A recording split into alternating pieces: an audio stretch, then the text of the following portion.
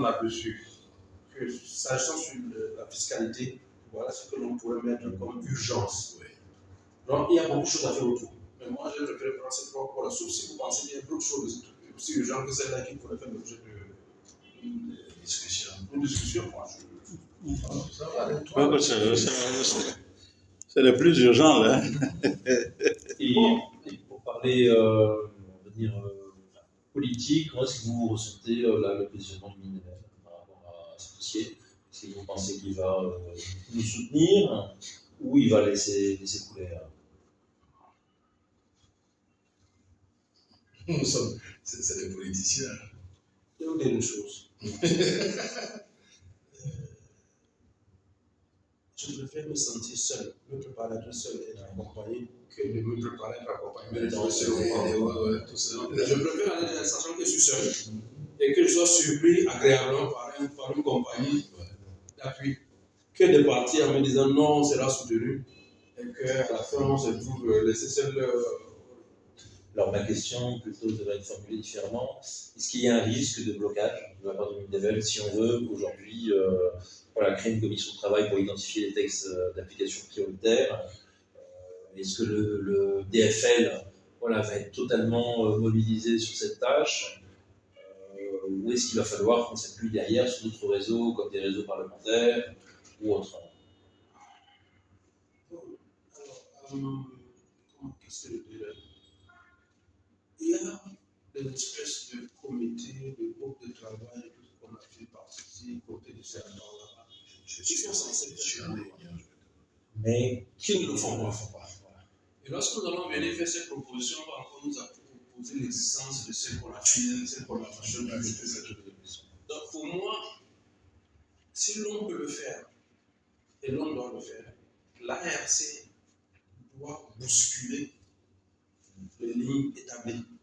Et comment bousculer les lignes établies? Il faudrait donc, avec le président, qu'on relance la collaboration avec le Sénat et qu'on ouvre notre deuxième fonds de collaboration. Je vais vous expliquer. Quand j'étais au Mindeville, il y avait des réformes importantes que l'État devait faire, mais que le gouvernement bloquait. Alors, ce que j'ai fait, c'est que je vois plus ça à la plateforme multibarrière. C'est une de conditionnalité de l'appui budgétaire au Cameroun. Voilà. Et c'est comme ça que je suis passé. À la fin, quand on a répondu, la BAC vient vous dire que si vous ne faites pas tel dans ce secteur de voie, tel dans ce secteur de pêche, moi je ne vous donne pas mon argent. Le fonds monétaire sort là-bas, la France sort là-bas. L'ensemble des conditionnalités que nous venons bloquer sont passées comme lettres à la France. Parce que ça allait tenir là où ça faisait mal. Donc, si là, elle veut avoir le courage de son action, c'est maintenant qu'il faut le faire. Il faut qu'on suscite une rencontre avec les partenaires du gouvernement. Parce qu'aujourd'hui, comme il le disait, il a cité tout à l'heure le plus gros bailleur de fonds. La Banque mondiale, l'Union européenne, la France, l'Allemagne, et je ne sais plus qui. Lequel d'entre eux a une plateforme de collaboration avec l'ARC? Le prologue, on nous a réunis comme des tintins pour découvrir que le prologue, on avait recruté le coordonnateur, on lance le prologue. Nous, on nous a invités, on ne savait pas de quoi il était question. C'était du faire ballon, juste photographie, parce qu'on soit sur la même photo avec nos caméras et pour le reste des autres. C'était fini. Mais les 6 régions qui ont été identifiées, sur la base de quoi on les a identifiées. Oui, il faut qu'on se dise. Non, c'était un fait. Nous avons été dans 6 régions. Quels étaient les critères de toutes ces régions? Quelles étaient les informations qui ont été données pour remplir nos critères? Et lorsqu'on arrive dans ces régions, moi, on sélectionne 7 communes sur 21. Vous en avez 90 ici. On a sélectionné combien sur la base de quoi on les a sélectionnés? Et ça, tu as ça avec tout l'ensemble des bailleurs de fonds. Pourquoi? Parce qu'en réalité, ces bailleurs ne sont même pas au courant de notre existence. Pour que je mette le nom d'Aran dans une création de de pilotage avec un projet de l'Union européenne, j'ai dû jouer de toutes et de relations personnelles. À la primature, on m'a appelé, on va passer un savon. Pourquoi j'ai fait ça? Or, c'est un truc qui se passe dans ma région. Et on voudrait que je sois spectateur. Donc, pour moi, je dis, ce n'est pas une guerre qu'on nous fait au gouvernement. Mais on cherche des alliances qui nous permettent de peser dans la relation que nous avons avec le gouvernement. Voilà nos urgences. nous sommes des politiques aussi. Nous avons un bilan à défendre. Qu'est-ce que nous présenterons devant la population? Or, les attentes étaient énormes. Elles sont énormes. Moi, on m'appelle tout à l'heure. Ce matin, le coordinateur régional du prologue m'appelle pour me dire oui, le Mindebel va venir le 8 avril pour signer une convention avec vous. Je suis au pays. S'il a ouvert une masse, signer une personne ne sera Voilà. Moi, j'ai mon programme, je reviendrai, je ne serai pas au pays le 8 avril. S'il peut venir, qu'il vienne vivre avec le gouvernement. Moi, qui peut le plus moi, je ne suis pas. Ouais, c'est ce genre de. Je donne pour moi. Je ne veux pas qu'il y ait contre le. Il a ses limites, il a ses contraintes, il a ses liens. La solidarité gouvernementale voudrait qu'il parle de ces présidents dans 70, 100, je ne sais pas. Productif pour eux, je ne suis pas la solidarité gouvernementale. Moi, je suis passé à la solidarité régionale. Donc, à sa solidarité gouvernementale, on va opposer la solidarité régionale et on va discuter. Essayer de trouver quelque chose. J'ai commencé à ici il y a 3 ans ici. On ne m'avait pas suivi. Vous n'êtes pas à personnel, au niveau de l'AMC. Quand on a commencé les freins au dépend des régions, je disais aux gens, voilà, lorsque la fiscalité n'était pas une priorité, les gens ne comprenaient pas. La priorité pour moi, c'était la passation des marchés et certaines autres règles. Aujourd'hui, les 6 milliards ou les 10 milliards qu'on va te donner, si tu dépasses le seuil, il faut aller au minimum attendre qu'une commission centrale veuille bien. Et un mois. Tu n'as aucun moyen pour aller sortir le dossier là-dedans. Et à un moment, c'est humain après cette histoire. Ils reçoivent des dossiers de l'ensemble du pays. On vous dit qu'ils n'ont que 7 jours, mais ils ne peuvent pas, physiquement, humainement, ils ne peuvent pas vous donner une position en 7 jours. Donc ça fait une semaine, 10 jours, un mois, 2 mois pour cette chose. Donc vous avez l'obligation de satisfaire les besoins de la population. Ils sont dans des procédures administratives. On soustrait les entreprises publiques du code des marchés, mais on contraint les gens à y rester. D'accord. Je ne sais pas, sincèrement. C'est-à-dire, pour être trivial, hein, la question de l'amortissement a son système de protection des marchés. Quel est l'impact de la question de l'amortissement sur la population? La région du centre, lorsque vous prenez une action, c'est 6 millions de personnes au minimum qui sont impactées par cette activité. Dites-moi, est-ce que vous pouvez sur le même il y a une question de célérité, il y a une question de facilité de déploiement des actions des régions. Et comment la fiscalité, c'est bien, elle est finalement promulguée, c'est tant mieux. Mais il y a comme ça une série de boulots, de comptes d'activités qu'il faut d'abord résoudre, afin de nous donner une meilleure marge. Je sais que ça va être très difficile. Mais si on parvient à ça, voilà les points que moi je souhaiterais discuter avec la plateforme de bailleurs. Je ne vais pas venir avec des détails. Il y a 3 points que moi je souhaiterais voir dans la plateforme de bailleurs. La passation des marchés au sein des collectivités décentralisées. La problématique de la coopération décentralisée, où on doit solliciter pour n'importe quelle convention la non-objection du ministre, même pour des choses où ce sont des torts. Excusez-moi, mais c'est tellement abscon. Tu sais, ça semble, comment je dirais, assez ridicule. Mais il y a des drames humains derrière ça. Tout à fait. Moi, je te prends le cas du Nord. J'ai pris 10 enfants, j'ai envoyé au Maroc dans le cadre d'une collaboration de la région de Végoléata. 10 enfants sont là, je suis censé leur donner un complément de bourse parce que le Maroc ne les loge pas. Mais je suis le complément de bourse de 75 francs par enfant par mois qu'ils paient leur logement au Maroc. Je prends la convention, j'envoie, le complément financier rejette pour montrer que ce n'est pas visé par le Mindebel. A raison, c'est ce que la loi dit.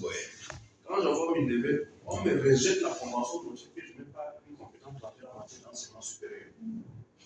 Les enfants sont au Maroc, en plein hiver, sont mis à la rue. Alors, bah, c'est normal, ils n'ont pas payé. Alors, tu prends 10 enfants, les parents savent que c'est toi qui es venu pour les enfants, tu envoies au Maroc. Ils sont jetés dans la rue, dans un pays étranger, en plein hiver. J'ai dû prendre 9 millions de mes fonds pour payer ces enfants. Et jusqu'à aujourd'hui, et c'est parti pour 5 ans avec ses enfants. Les prochains années, on va avoir 9 millions chaque année à poche pour nos enfants.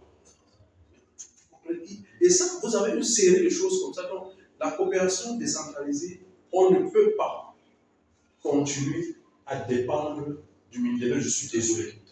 Comme les autorisations de sortie aussi. Les autres, j'ai une réunion. Comment ça s'appelle on voit? Si je suis le dossier, vous dites qu'il est à déplacement. C'est les mêmes. C'est abscon. Oui. J'ai le droit de me mettre en mission à l'intérieur du territoire. Et à l'extérieur du territoire, je n'ai pas le droit de me mettre en mission. Je peux vous informer. Mais qu'est-ce que je ne devienne pas prisonnier de ces histoires-là? On peut toujours laisser cette autorisation, mais on la calme dans des délais. Passer un délai de 72 heures, ce n'est pas des délais censés être accordés. Eux, ils n'en ont pas des milliers. Mais si on en construit, n'en font pas des milliers. Je suis désolé. Deuxième point, c'est les ressources humaines. Avec vos prédécesseurs, on avait lancé un processus de mise en place de textes censés encadrer la fonction publique locale. C'est le FADEL, je crois que c'est dans le FADEL, la FADEL. On a commencé 2 ou 3 fois ici. Dès qu'on a commencé à donner nos points de vue, et comme tentative de nous imposer la NASLA, comme acteur dans cette processus, on a tout bloqué, on a tout verrouillé, plus rien ne bouge. Il y a un souci. De la même manière, il n'y a pas un texte sur la fiscalité locale. On ne vous autorise pas à recruter directement. Combien d'entre nous ont leur personnel à part vous ici qui avez forcé? Combien d'entre nous le gouverneur lui a laissé, bon, lui, il a compris, il a c'est pas égal pour le partage qu'il a fait. Lui, c'est pas égal pour le partage qu'il a fait. Et le ministère, c'est moi qui lui ai montré les dossiers. Et il m'a dit, il n'a pas voulu respecter les directives. tous ont la directive du ministère. Oui, tous ont reçu la directive du ministère. Ça va faire jurisprudence, justement. Non, ça ne peut pas, parce qu'on va les mettre mal. Ces autorités administratives, déjà, qui ont un problème avec les régions. Et le ministère, il faudrait que la position soit changée au niveau du ministère, avant qu'elle ne soit répercutée au gouvernement. Le gouvernement n'exécutera pas autre chose que le ministère leur aura dit. Moi, je crois que le deuxième commission des ressources humaines aussi a 2 volets. Le premier volet, c'est la fonction publique locale qu'il faut mettre en place. Le deuxième volet, c'est la problématique du recrutement des ressources humaines au sein des conseils régionaux. Il faut que le ministère finisse par accepter que nous allons appliquer les dispositions légales. Et ça, c'est au niveau du gouverneur. Il n'a rien à voir dans cette affaire. Sa tentative d'extorsion de ce visa-là, c'est une tentative d'extorsion du visa, il ne doit pas prospérer. On ne peut pas dire qu'on va faire la décentralisation et les gens tentent par tous les moyens de faire une reconcentration de cette activité. S'ils veulent contrôler, ils n'ont pas donné des directives claires au gouverneur. Ils ne veulent pas viser telle constitution. Ils peuvent faire une lettre circulaire adressée au gouverneur, fixant les conditions de recrutement au sein des collectivités, notamment des régions et consorts. Mais on ne peut pas continuer à tous les jours dire que la loi dit que c'est le gouverneur qui vise, le ministre demande que ce soit pour le transfert de dossier. C'était le président, il nous a envoyé, il a fait des recommandations de recrutement. Il y a au moins 3, 4, 7 PDG qui sont recrutés, qui travaillent chez nous. Lui qui dit qu'il ne recrute pas, mais qui envoie des recommandations. C'est lui, c'est le mot. On a ça vient de la grande maison. Et j'ai eu un scandale. J'étais absent. Quelqu'un me l'a fait l'être pour avoir du patron. Mon secrétaire général dans un zèle a appelé la police pour dire que lui ne peut pas tenir une lettre de langue.